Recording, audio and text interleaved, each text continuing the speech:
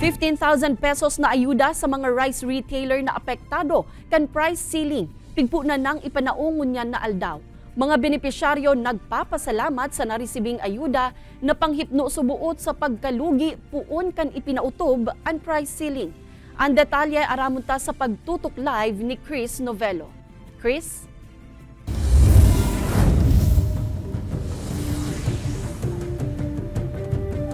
Kate, inisyal na 65 na mga micro-rice retailers sa Naga City asin Camarines Sur ang mga enot na benepisyaryo kan 15,000 pesos na cash assistance hali yan sa Special Livelihood Program kan DSWD na pigpunan ng ipanao ngunya na aldaw.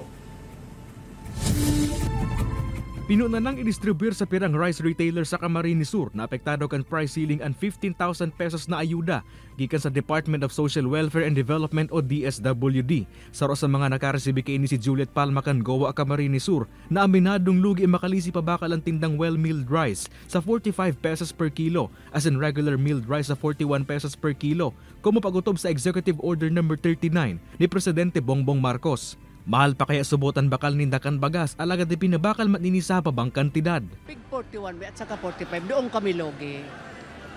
Pero doon sa ibang klase, yung mga special rice. Apwera kay Juliet, 60 pang mga nagtitinda ng bagas sa Camarines Sur ang kabale sa enot ng benepisyaryo kan nasambitan ng cash assistance para sa mga micro-rice retailer na apektado kan price cap. Ito po yung tugon ng ating pamahalaan dito sa mga suliranin na kinukuha ng ating mga small and medium enterprise para mabigyan sila ng assistance. Hagad man kan DILG sa mga lokal na gobyerno na makisumaro para masyerto na nasusunod ang implementasyon kan price ceiling. We're asking DILG sana through its local sanggunian to pass an ordinance para sa moratorium sana for a period of 2 weeks to 1 month.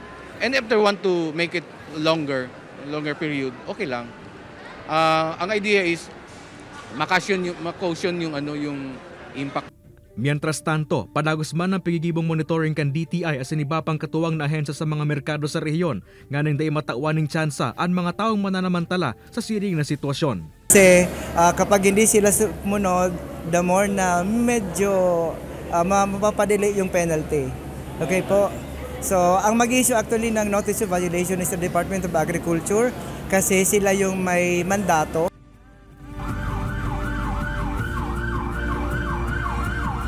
Kate, susog sa DTI na nangenot sa profiling kan mga benepisyaryo na sa Camarines Sur may labi 3,000 na mga na-profile na maagi pasabot sa maninigong validation. Kaya bahan na dyan, Kate, ang mga sari-sari store na makakaresibi man ninting 5,000 pesos na cash assistance.